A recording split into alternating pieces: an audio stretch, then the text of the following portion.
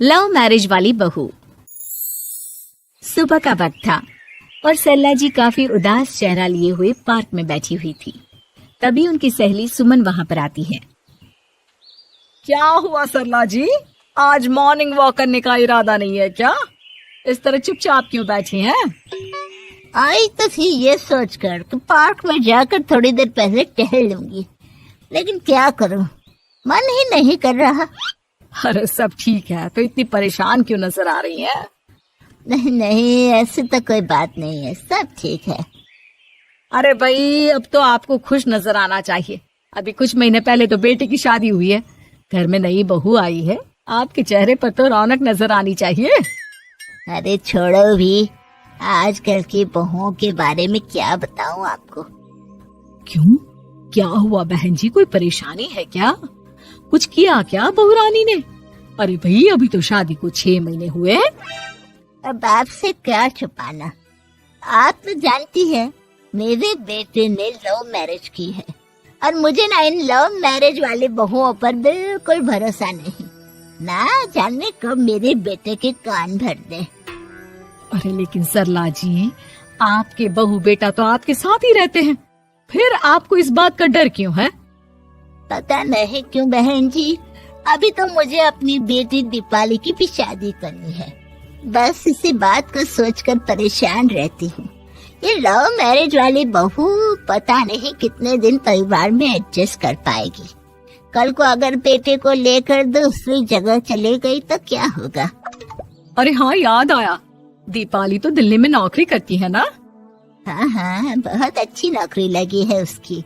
और आप किसी से कहना मत, अपने ऑफिस में साथ में काम करने वाला कोई लड़का उसे बहुत पसंद है, बता रही थी मुझे। लेकिन अभी तो आप कह रही थी कि आपको लव मैरिज और इन सब में भरोसा नहीं है। अरे तो क्या हुआ, जहाँ बेटी खुश रहे वहीं मैं खुश हूँ। और वैसे भी बेटी को तो दूसरे घर जाना है, वो लोग जाने और उनकी बहू जाने, मुझे तो बस अपनी बेटी का ब्याह करना है। अच्छा अच्छा, ठीक है ठीक है, जैसी आपकी मर्जी। लेकिन मुझे लगता है कि आप अपनी बहू के लिए कुछ ज्यादा ही सोच रही हैं। क्या पता वो वैसी ना हो जैसी आप समझ रही हो।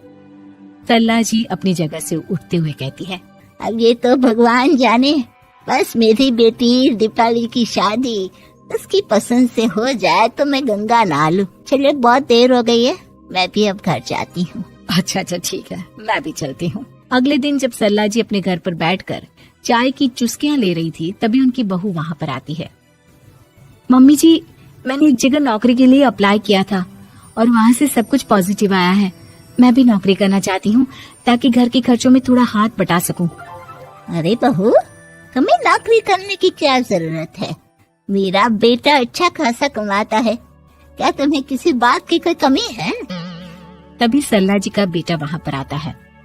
नहीं माँ, उसे किसी बात की कमी नहीं है, लेकिन वो इतनी पढ़ी लिखी है और अगर नौकरी करना चाहती है तो हमें उसे नौकरी करने देना चाहिए। कुछ पैसे घर में आएंगे, हम सबकी मदद हो जाएगी।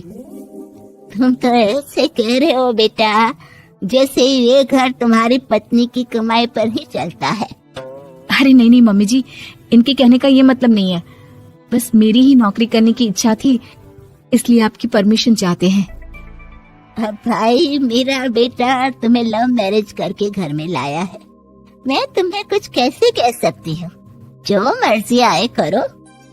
सरला जी का बेटा और बहू वहाँ से चले जाते हैं। अब उनकी बहू नौकरी करना शुरू कर देती है।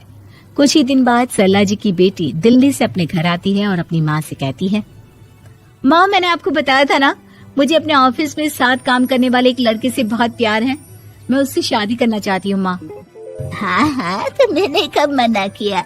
अगर तुम उसे पसंद करती हो तो उसके घर वालों को कहो, हम आपस में बात करके तुम्हारी शादी तय कर देते हैं।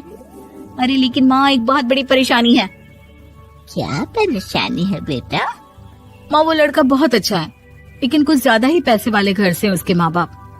उन्हें मेरे और उसके रिश्ते से वैसे तो कोई परेशानी नहीं है, लेकिन वे चाहते हैं कि शादी 5 स्टार होटल में हो।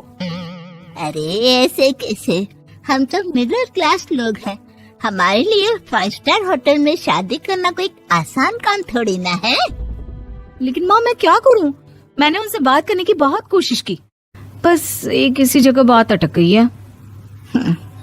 साफ साफ कह दो बेटा, शादी करनी है तो ठीक है, लेकिन ये 5 स्टार में शादी करने वाली शर्त मैं नहीं मान सकती। अरे कैसी बात कर रही हैं आप मम्मी जी? अगर दीपाली को कोई लड़का पसंद है तो हम उनकी शादी के लिए पूरी कोशिश करेंगे, और अगर बात पैसों की है तो कोई परेशानी नहीं है। हाँ हाँ, तुम्हें तो बस बहुत आसान लगता है सब। जिस तरह तुमने मेरे बेटे से इतनी आसानी से शादी कर ली, सारे काम उतने आसानी से नहीं होते। समझ में आया? हर काम करने में पैसे लगते हैं। लेकिन माँ, मैं उस लड़की को बहुत पसंद करती हूँ। सही बात है बेटा, लेकिन तुम उस लड़के से साफ साफ कह दो, अगर उसे तुमसे शादी करनी है तो अपने घर वालों को मनाए। अगर नहीं मना सकता तो तुम दोनों अपनी गृहस्थी अलग से कहीं सेट कर लो। कोई जरूरत नहीं है अपने माँ बाप के साथ रहने की। मम्मी जी, ये आप क्या कह रही हैं? मैं भी तो आपकी बेटी के साथ लव मैरिज करके आई हूँ। अगर मैंने भी ऐसा ही किया होता तो? लो, अब तो मुझे उल्टा जवाब देने लगी। देखो बहू, मैं तुम्हारी सास हूँ, मुझसे ठीक से बात करो। लेकिन माँ, भाभी ठीक तो कह रही हैं। हाँ, अगर बात शादी के खर्च की है तो मैं उस लड़के से कुछ कह सकती हूँ, लेकिन उससे अपने घर वालों से अलग होने के लिए कहना, ये सही होगा क्या? आप तो समझिए माँ। और वैसे भी मम्मी जी, मैंने कुछ महीने पहले जॉब करना शुरू कर दिया था और अपनी पूरी सैलरी बचा कर रखी है। आप चिंता मत कीजिए, मैं दीपाली की शादी में कोई कमी नहीं होने दूंगी। तुम अपनी सारी तनख्वाह मुझे मेरी बेटी की शादी का खर्च करने के लिए दे दोगी? हाँ माँ, मैंने भाभी को पहले ही सब कुछ बता दिया था और वो इस बारे में सब कुछ जानती थी, इसीलिए उन्होंने पहले ही नौकरी करनी शुरू कर दी ताकि मेरी शादी धूमधाम से हो सके। तभी सरला जी का बेटा वहाँ पर आता है। देखा माँ, जैसा हम हर समय समझते हैं वैसा होता नहीं है। आपको लव मैरिज करने वाली बहू से नफरत थी ना, लेकिन अपनी ही बेटी की लव मैरिज पर आपको कोई एतराज नहीं था। ये तो गलत बात है ना।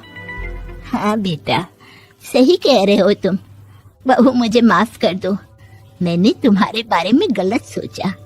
आज से मैं बहू और बेटी में कोई फर्क नहीं करूंगी, और अपनी लव मैरिज वाली बहू से तो बिल्कुल नफरत नहीं करूंगी।